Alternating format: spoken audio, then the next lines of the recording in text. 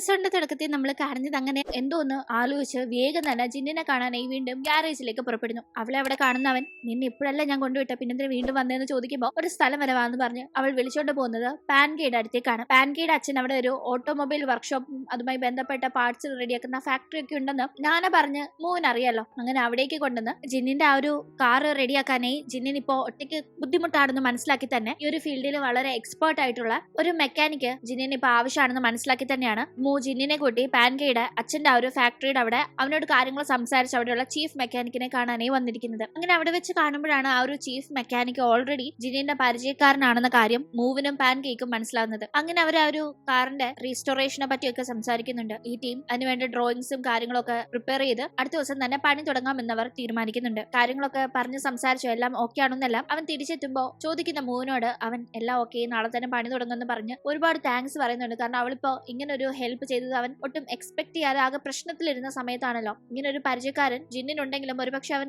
അദ്ദേഹത്തെ സമീപിക്കുന്ന കാര്യം ഓർക്ക പോലും ചെയ്യില്ലായിരുന്നു. പക്ഷെ എല്ലാവിധ അറേഞ്ച്മെന്റ്സും പാൻകേയുടെ സഹായത്തോടു കൂടി ചെയ്തു കൊടുത്തിട്ടുണ്ട്. കൂടാതെ പാൻകേയുടെ അച്ഛന്റെ ഒരു വർക്ക് സ്പേസിലേക്ക് തന്നെ ഈ ഒരു വണ്ടി അങ്ങനെ മാറ്റി അവിടെ പണി ആരംഭിക്കുകയാണ്. ജിന്നു അവിടെ പണിക്കുണ്ട്. ഒപ്പം ആ ചീഫ് മെക്കാനിക്കിന്റെ ഗൈഡൻസിൽ ജിന്നിന്റെ മറ്റു രണ്ട് ആ ഒരു സ്റ്റാഫ്സും അവിടെ പണി ചെയ്യുന്നുണ്ട്. ഈ ടീം പാൻകേയുടെ അച്ഛനൊക്കെ അറിയാം. അദ്ദേഹം സമ്മതിച്ചോന്നല്ല ഇവര് ചെയ്യുന്ന വർക്കിനെ പറ്റി പറഞ്ഞിട്ടുണ്ടോ എന്ന് ചോദിക്കുമ്പോൾ അച്ഛൻ ആദ്യം സമ്മതിച്ചില്ല. പിന്നെ ഞാൻ ഈ ഒരു സഹായം ചെയ്ത് തന്നില്ലെങ്കിൽ വരാൻ പോകുന്ന കോളേജ് എൻട്രൻസ് എക്സാമിന് ഫെയിൽ ആവുമെന്ന് പറഞ്ഞ് അച്ഛനെ പേടിപ്പിച്ചു. കൂടാതെ ടൗക്കിയെ പറ്റി ഞാൻ അച്ഛനോട് പറഞ്ഞു. അങ്ങനെ ഒടുക്ക അച്ഛൻ സമ്മതിച്ചു എന്ന് പറയുന്നുണ്ട്. ജിന്നും മറ്റേ വാൻ ഗാരേജിന്റെ ആളുകളും തമ്മിലുള്ള പ്രശ്നമൊക്കെ അറിയാമെങ്കിലും പാൻകേ ആവശ്യപ്പെട്ടത് കൊണ്ട് മാത്രമാണ് അച്ഛൻ ഇപ്പോ ഈ കാര്യങ്ങൾക്ക് സമ്മതിച്ചിരിക്കുന്നതെന്ന് മനസ്സിലാക്കുന്ന ഒരുപാട് താങ്ക്സ് അവനോട് പറയുന്നുണ്ട്. അപ്പോൾ അച്ഛനോടും താങ്ക്സ് പറയാനായി പറയുന്നുണ്ട്. അങ്ങനെ ഇവിടെ കാര്യങ്ങൾ നടക്കുമ്പോഴേക്കും ഇവർക്കുള്ള ഫുഡുമായി സാൻലി വരുമ്പോ വീടിന്റെ അവിടെ നിന്ന് തന്നെ സാൻലിയെ ഒരു വണ്ടി ഫോളോ ചെയ്യുന്നുണ്ടായിരുന്നു. ആരാണ് എന്താണെന്ന് അറിയില്ല. എന്തായാലും ഈ ഒരു ഫാക്ടറിയുടെ അവിടേക്ക് സാൻലി വരുന്നത് വരെ അവർ ഫോളോ ചെയ്ത് വരുന്നുണ്ട്. അങ്ങനെ പിന്നീട് ജിൻ പാൻകേയോട് അവന്റെ നന്ദി അറിയിക്കുന്നുണ്ട്. കാരണം വലിയൊരു ആവശ്യം വന്ന സമയത്ത് സഹായിച്ചതിന് നന്ദി പറയുന്ന കൂട്ടത്തിൽ ഇതിന് എപ്പോഴായാലും ഞാൻ പകരം വീട്ടിയിരിക്കും. പക്ഷെ മൂവിന്റെ കാര്യത്തിൽ അത് പ്രതീക്ഷിക്കേണ്ടാന്ന് പാൻകേക്ക് മൂവിനോട് ഒരു കണ്ണുണ്ട് എന്ന് മനസ്സിലാക്കി തന്നെ ജിൻ പറയുന്നുണ്ട്. എന്തായാലും അന്ന് ഏറെ രാത്രിയായിട്ടും അവിടെ ജോലി നടക്കാണല്ലോ. ആ ടീം മൂവാട്ടെ ലേറ്റ് നൈറ്റ് സ്നാക്സുമായി അവിടുത്തെ സ്റ്റാഫ്സിനെ എൻകറേജ് ചെയ്യാനായി വരുന്നുണ്ട്. അവൾ ഫുഡ് അവർക്ക് കൊടുക്കുമ്പോൾ ഞാനൊന്ന് കാറ്റ് കൊണ്ടിട്ട് വരാമെന്ന് പറഞ്ഞ് ജിൻ പതിയെ അത് കഴിക്കാൻ നിൽക്കാതെ പുറത്തേക്ക് ഇറങ്ങുന്നു. ജിൻ എന്താ കഴിക്കാൻ വരാതെ ഇങ്ങനെ പോയെന്ന് ചിന്തിച്ച് അവൾ അവനെ നോക്കി പോകുമ്പോഴേക്കും അവൻ അവളെ സൈഡിലേക്ക് പിടിച്ചു വലിച്ച് എത്ര ദിവസമായി കണ്ടിട്ടെന്നൊക്കെ പറഞ്ഞു. അതായത് കാണുന്നുണ്ടെങ്കിലും ഈ ഒരു വർക്കിന്റെ തിരക്ക് കാരണം വേണ്ട രീതിയിൽ കാണാൻ പറ്റിയില്ല എന്നൊക്കെ പറഞ്ഞ് സംസാരിക്കുമ്പോൾ ഇതൊക്കെ എത്രയും പെട്ടെന്ന് തീർത്തിട്ട് നമുക്ക് ഇവിടുന്ന് പോവാം. ചൈനയിൽ പോയി ഒരു വർക്ക്ഷോപ്പ് നീ സ്റ്റാർട്ട് ചെയ്തോ, ഞാനും കൂടെ ഉണ്ട്. അല്ലെങ്കിൽ നമുക്ക് രണ്ടുപേർക്കും കൂടി ചേർന്ന് ഒരു കോഫി ഷോപ്പ് തുടങ്ങാന്നൊക്കെ പറഞ്ഞ് ഒരു മലമുകളില് കോഫി ഷോപ്പ് സ്റ്റാർട്ട് ചെയ്ത് രസകരമായ ലൈഫ് എങ്ങനെ അവിടെ പോകുന്നതിനെ പറ്റി അവരുടെ കുഞ്ഞു ഡോഗ് ചുറ്റും മനോഹരമായ ഒരു സ്ഥലത്ത് അവരുടെ ആഗ്രഹം കണക്കൊരു ജീവിതം എന്നിങ്ങനെയൊക്കെ പറഞ്ഞ് സംസാരിക്കുമ്പോൾ ഇതെല്ലാം സോർട്ട് ഔട്ട് ചെയ്തിട്ട് നിന്റെ ആഗ്രഹം പോലെ നമുക്ക് ജീവിക്കാന്നൊക്കെ അവൻ പറഞ്ഞ് അവളെ കിസ് ചെയ്യാണ്. ആ സമയം അവിടേക്ക് എത്തുന്ന പാൻകേ ഇത് കാണുന്നു. ഇവർ ബ്രദറും സിസ്റ്ററും ആണെന്നാണ് അവൻ അതുവരെ കരുതിയിരുന്നത്. അതുകൊണ്ട് തന്നെ ഈ ഒരു കാഴ്ച അവനെ ഭയങ്കര ഷോക്ക് ആക്കുന്നുണ്ട്. അവൻ വേഗം തന്നെ അയ്യോ ഞാനിത് ആരോടും പറയില്ല എന്നും പറഞ്ഞ് അവിടെ നിന്ന് പോകുന്നുണ്ട്. എന്തായാലും അങ്ങനെ കാറിന്റെ പണിയെല്ലാം കഴിഞ്ഞ് ജിൻ ആ കാറിൽ മോനെ പിക്ക് ചെയ്യാനായി ഒരു ദിവസം വരുമെന്ന് അറിയിക്കുമ്പോൾ അവൾ വളരെ സുന്ദരിയായി റെഡിയായി അങ്ങനെ അവന്റെ കൂടെ പോകുന്നുണ്ട്. തുടർന്ന് ആ കാറിൽ അവരൊരു ട്രയൽ റണ്ണിന് പോകുന്നു. ആ ടീം മൂവാണ് അവന്റെ നാവിഗേറ്റർ ആയിരുന്നു. ഓരോന്ന് ചുമ്മാ ഇങ്ങനെ പറഞ്ഞൊക്കെ കൊടുത്ത് കൂടെ ഉള്ളത്. അങ്ങനെ പോകുന്ന ടൈം അവരൊരു സ്ട്രീറ്റ് സിംഗറിന്റെ പെർഫോമൻസ് കാണുമ്പോൾ മൂവിന് അവിടെ ഒരു പാട്ട് പാടാൻ ആഗ്രഹം തോന്നുന്നുണ്ട്. തുടർന്ന് അവൾ അവിടെ ജിന്നിന് വേണ്ടി ഡെഡിക്കേറ്റ് ചെയ്ത് ഒരു പാട്ട് പാടുന്നു. അങ്ങനെ അവരവിടെ നിന്ന് സംസാരിക്കുമ്പോൾ അവളെ സർപ്രൈസ് ചെയ്യാനായി അവിടെ ഫയർ വർക്ക്സ് അറേഞ്ച് ചെയ്തിട്ടുണ്ടായിരുന്നു അവൻ. കൂടാതെ ഒരു പുതിയ ഫൗണ്ടൻ പെന്നും അവൾക്ക് അവൻ ഗിഫ്റ്റ് ചെയ്യുന്നു. പണ്ട് ഇവർ പിരിയുന്നതിന് മുന്നേ ആണല്ലോ ലാസ്റ്റ് അവൻ അവൾക്ക് പെൻ ഗിഫ്റ്റ് ചെയ്തത്. ഇപ്പൊ പുതിയൊരു പെൻ കൊടുക്കുമ്പോൾ അന്ന് ഞാൻ അങ്ങോട്ട് തന്ന പെന്നില്ലേ അത് ഞാൻ കഷ്ടപ്പെട്ട് എന്റെ കാശിന് വാങ്ങിയ പേനയാ. പക്ഷെ അതിന് ജിൻ യൂസ് ചെയ്യില്ല എന്ന് ഓർക്കുമ്പോൾ എനിക്ക് സങ്കടം വരുന്നു എന്ന് അവൾ പറയുന്നുണ്ട്. കാരണം ഇവൾ അത് വാങ്ങിച്ചോണ്ട് വന്നപ്പോ പ്രതീക്ഷിച്ചിരുന്നത് ജിന്നെ വേറെ ലെവലിലല്ലേ, ഇതുപോലെ റേസറായി ഇങ്ങനെയൊക്കെ നടക്കുന്നായിരുന്നില്ലല്ലോ. അതുകൊണ്ട് തന്നെ അവൾ ആ രീതിക്ക് പറയുമ്പോൾ നീ വിഷമിക്കാതെ ഈ റേസിന് ശേഷം കാര്യങ്ങളൊക്കെ നമ്മൾ ആഗ്രഹിക്കുന്ന രീതി നന്നായി പോകുന്നൊക്കെ അവൻ അവളെ സമാധാനിപ്പിക്കുന്നുണ്ട്. അതായത് ആ ഒരു കാര്യങ്ങൾ സോർട്ട് ഔട്ട് ചെയ്ത ശേഷം അവൻ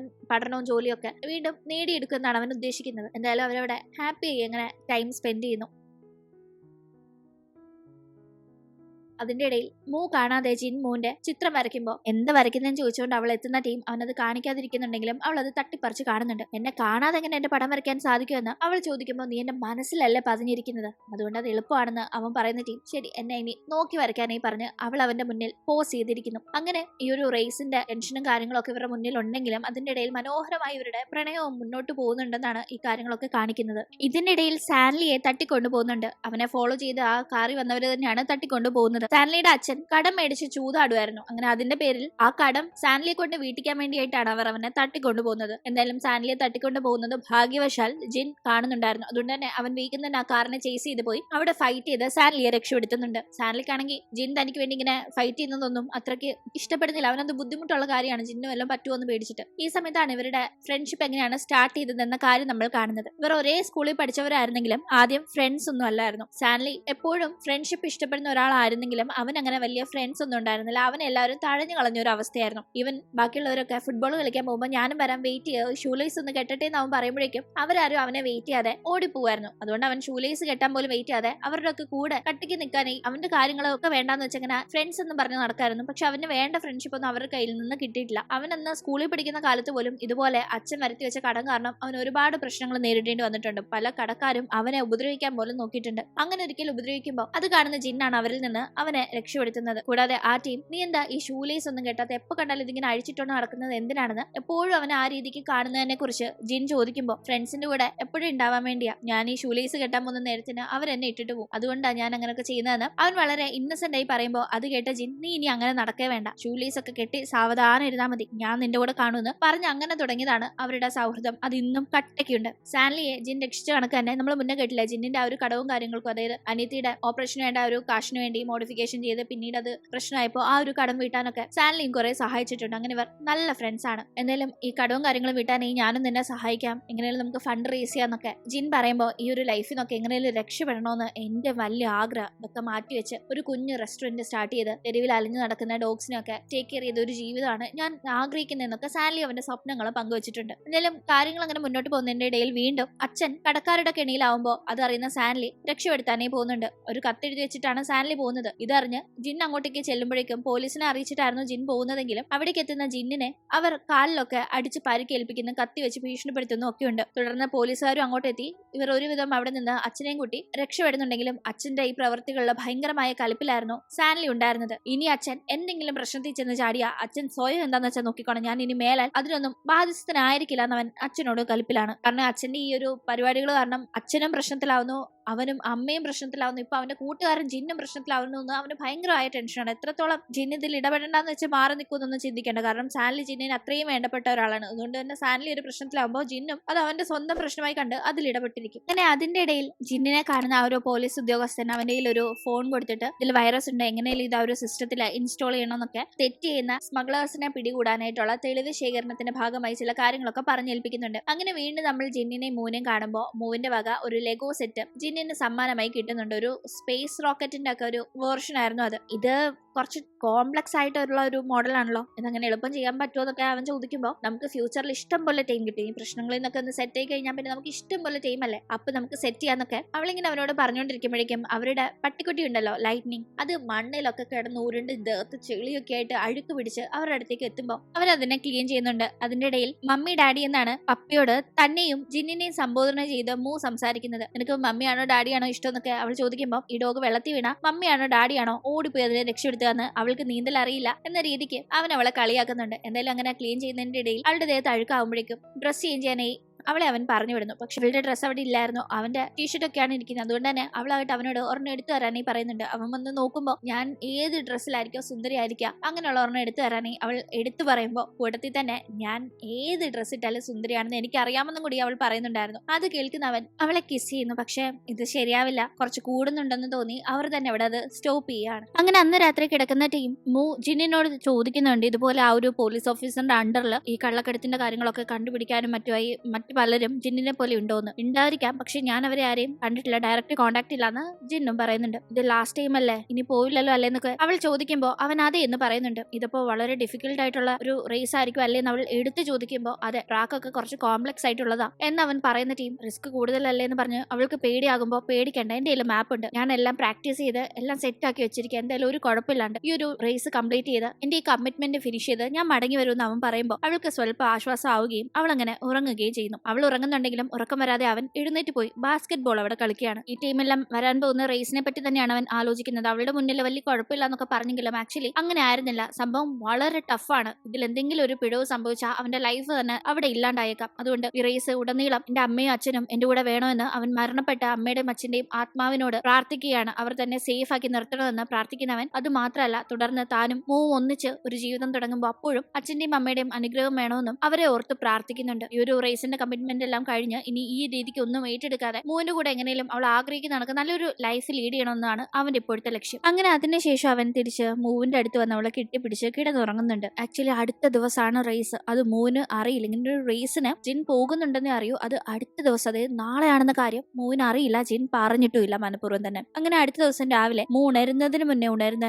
ജിൻ അവളോട്, ഇന്ന് ഇവിടെ ബാക്കി സ്റ്റാഫ്സ് ഒന്നും വരത്തില്ല, ഞാനും ഒരു ആവശ്യത്തിന് പുറത്തു പോവാ, വരാൻ കുറച്ച് ലേറ്റ് ആവും, രാത്രിയൊക്കെ ആവുമായിരിക്കും, എന്തായാലും നീ സേഫ് ആയിട്ട് ഇവിടെ ഇരിക്കുക, ഫുഡൊക്കെ കഴിച്ച് ഹാപ്പി ആയിട്ടിരിക്കുക, നാളെ നമുക്ക് പുറത്തൊക്കെ കറങ്ങാൻ പോകാന്നൊക്കെ അവളോട് പറഞ്ഞ് അവളും അങ്ങനെ ഉറക്കപ്പിച്ചില്ല ശരി എന്നൊക്കെ പറഞ്ഞ് അങ്ങനെ ക്യൂട്ടായി വീണ്ടും അവിടെ കിടന്ന് ഉറങ്ങുമ്പോൾ റെഡിയായി ജിൻ പുറത്തേക്ക് ഇറങ്ങുന്ന ടീം. ലിൻ ജിന്നിനെ കാണാനായി വരുന്നുണ്ട്. ജിൻ പുറപ്പെടാൻ നിൽക്കുകയാണെന്ന് മനസ്സിലാക്കുന്ന ലിൻ അവനൊരു ഗിഫ്റ്റ് കൊടുക്കുന്നുണ്ട്. മറ്റൊന്നുമല്ല, ഒരു ഹൈടെക് റേസിംഗ് സ്യൂട്ടാണ്. അത് ഹീറ്റ് റെസിസ്റ്റന്റും ഫയർ പ്രൂഫുമാണ്. അവന് ഈ റേസിംഗിൽ ഇത് വളരെ യൂസ്ഫുൾ ആവും. എന്തെങ്കിലും ഒരു ഡേഞ്ചറസ് സിറ്റുവേഷൻ വന്നാൽ ഇത് അത്യാവശ്യമായിട്ടുള്ള ഒരു സേഫ്റ്റി മെഷറാണ്. എന്തെങ്കിലും ഒരു എമർജൻസിയിൽ അവന് രക്ഷപ്പെടാൻ ഇത് സഹായിക്കും എന്നൊക്കെ പറഞ്ഞ് ലിൻ അത് കൊടുക്കുമ്പോൾ, പക്ഷേ ഞാൻ ഇത്തരം പ്രിക്കോഷൻസ് ഒന്നും യൂസ് ചെയ്യുന്ന ഒരാളല്ല എന്നതായിരുന്നു ജിന്നിന്റെ അത് കേട്ടുള്ള മറുപടി. അങ്ങനെ ജിൻ അവിടെ നിന്ന് പുറപ്പെട്ട് കുറച്ച് കഴിഞ്ഞാണ് മൂ എണ്ണിക്കുന്നത്. അവൾക്ക് എണ്ണിക്കുമ്പോൾ തൊട്ടേ വല്ലാത്ത എന്തോ ഒരു പന്തികേട് നടക്കാൻ പോകുന്ന കണക്ക് ഒരു ഫീലിംഗ് ഉണ്ടാവുന്നുണ്ട്. അതുകൊണ്ട് തന്നെ അവൾ വേഗം ജിന്നിനെ കോൾ ചെയ്ത്, ഇന്ന് തിരിച്ച് വീട്ടിൽ വരാൻ ലേറ്റ് ആവുന്നല്ലേ പറഞ്ഞേ, എന്നെ നാളെ പുറത്ത് കൊണ്ടുപോകാന്നും പറഞ്ഞില്ലേ, ഉറപ്പായിട്ടും കൊണ്ടുപോകല്ലേ എന്നൊക്കെ ചോദിക്കുമ്പോൾ, അങ്ങനെ കൊണ്ടുപോകാൻ ഞാൻ മാക്സിമം ട്രൈ ചെയ്യാമെന്ന് അവന്റെ മറുപടി കേട്ട്, ഇല്ല എനിക്ക് പ്രോമിസ് ചെയ്ത് തന്നിട്ടാ പോയ നാളെ എന്നെ പുറത്ത് കൊണ്ടുപോകാന്ന്, അത് മാറ്റാൻ പറ്റത്തില്ല, നാളെ എന്നെ വന്ന് പുറത്ത് കൊണ്ടുപോയേ പറ്റൂന്നല്ല അവളിങ്ങനെ ഷാട്ടിയും പിടിക്കുന്നുണ്ടായിരുന്നു. എവിടേക്ക് പോയാലും എത്ര ദൂരേക്ക് പോയാലും എന്ത് അത്യാവശ്യത്തിന് പോയാലും തിരിച്ച് എന്റെ അടുത്തേക്ക് തന്നെ വരണം എന്നത് അവൾ അവിടെ പറയാതെ പറയാണ്. അവൾക്ക് അപ്പോഴും അറിയില്ല ഇന്നാണ് അവൻ ആ റേസിൽ പങ്കെടുക്കാൻ പോകുന്നതെന്ന്. അവനായിട്ട് അത് അവളോട് ഇപ്പോൾ പോലും പറയുന്നുമില്ല. അങ്ങനെ രാത്രി വരാന്ന് പറഞ്ഞ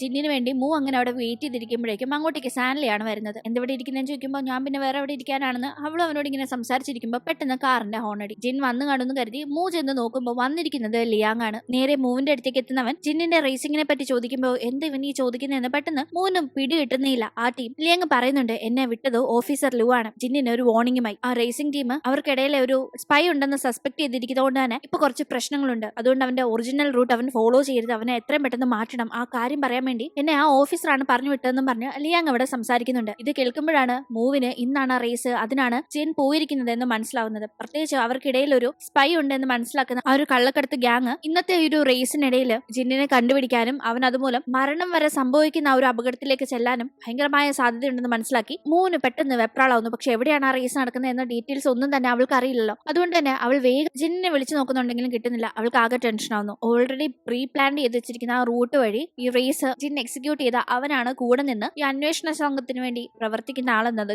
ഇവർ കണ്ടെത്തും. അതുകൊണ്ട് ആ റൂട്ടിൽ പോകരുത് എന്ന വാർണിംഗ് അവന് കൊടുക്കണം. ഇങ്ങനെയും രക്ഷപ്പെടുത്തണം എന്ന രീതിക്ക് എന്ത് ചെയ്യാന്ന് ആലോചിക്കുമ്പോൾ ഒരു പിടുത്തവും കിട്ടുന്നില്ല. വേഗം തന്നെ എന്തായാലും സാൻലയുടെ കൂടെ സ്നേക്ക് കാണാനായിട്ടാണ് മൂ പുറപ്പെടുന്നത്. കാരണം സ്നേക്ക് വഴി എവിടെയാണ് ഈ റേസ് നടക്കുന്ന കാര്യങ്ങളൊന്നും മനസ്സിലാക്കാന്ന് കരുതിയവൾ അങ്ങനെ സ്നേക്കിയുടെ അടുത്തേക്ക് ചെന്ന് ജിൻ അപകടത്തിലാണ്, ഹെൽപ്പ് ചെയ്യണം, ആ റൂട്ട് ഒന്ന് പറഞ്ഞു പറയുമ്പോൾ സ്നേക്കിക്ക് അത് തീരെ ഇഷ്ടപ്പെടുന്നേ ഇല്ല. കാരണം അവൾ മുന്നേ ജിന്നിനെ വോൺ ചെയ്യാനായി ചെന്നപ്പോൾ പോലും അവൻ അവളോട് ഹാർഷായി പെരുമാറിയില്ല. ആ കാറൊക്കെ തല്ലിപ്പൊട്ടിച്ച് സാങ് ഇട്ടതിന്റെ പേരില്. അതുകൊണ്ട് തന്നെ അവൻ എന്ത് പറ്റിയ എനിക്കൊരു ചുക്കുമില്ല, അവൻ എന്തെങ്കിലും പറ്റട്ടെ, അവൻ വെറുതെ എന്നെ മെക്കിട്ട് കയറാൻ വരുമല്ലോ എന്ന് മറ്റില്ല സ്നേക്ക് പറയുമ്പോൾ ആക്ച്വലി സ്നേക്കിയോട് ജിന്നിന് യാതൊരുവിധ പ്രശ്നമില്ല, നിങ്ങൾക്ക് ഇതിലൊക്കെ ഇടപെട്ട് ജിന്നിനെ സപ്പോർട്ട് ചെയ്തു എന്നും പറഞ്ഞ ഒരു പ്രശ്നം ഉണ്ടാവരുതെന്ന രീതിക്കാണ് ജിൻ അപ്പോൾ ഇതിൽ നിന്നെല്ലാം വാനിനെ ഒഴിവാക്കാൻ നോക്കിയത്. അല്ലാതെ നിങ്ങളോട് യാതൊരുവിധ പ്രശ്നവും ജിന്നില്ല എന്നൊക്കെ പറഞ്ഞ് മൂ അവളെ കാര്യങ്ങൾ പറഞ്ഞ് മനസ്സിലാക്കാൻ നോക്കുന്നുണ്ട്. പക്ഷെ അവളുടെ മനസ്സ് മാറാൻ നിൽക്കുമ്പോൾ അവളുടെ കാലി പിടിച്ചു പോലും ജിന്നിന്റെ ജീവൻ രക്ഷിക്കാൻ വേണ്ടി അപ്പൊ അപേക്ഷിക്കാൻ മൂ തയ്യാറായിരുന്നു. ആക്ച്വലി ഇവിടെ സ്നേക്കിയും അവളുടെ അച്ഛന്റെ ആളുകളും റോഡ് ബ്ലോക്ക് ചെയ്ത് നിൽക്കുകയാണ്. ആ ഒരു റേസിൽ നടക്കുന്ന മലയുടെ അവിടേക്ക് ആളുകൾ പോവാതിരിക്കാനേ. ഇവരിവിടുന്ന് വിട്ടാൽ മാത്രമേ മൂവിന് എങ്ങനെയെങ്കിലും ജിന്നിനെ കണ്ടുപിടിക്കാനും സാധിക്കൂ. അതുകൊണ്ട് അവൾ സമയം ഒട്ടും കളയാനില്ലാതെ ആ ഒരു വളരെ പാനിക്കായ സിറ്റുവേഷനിൽ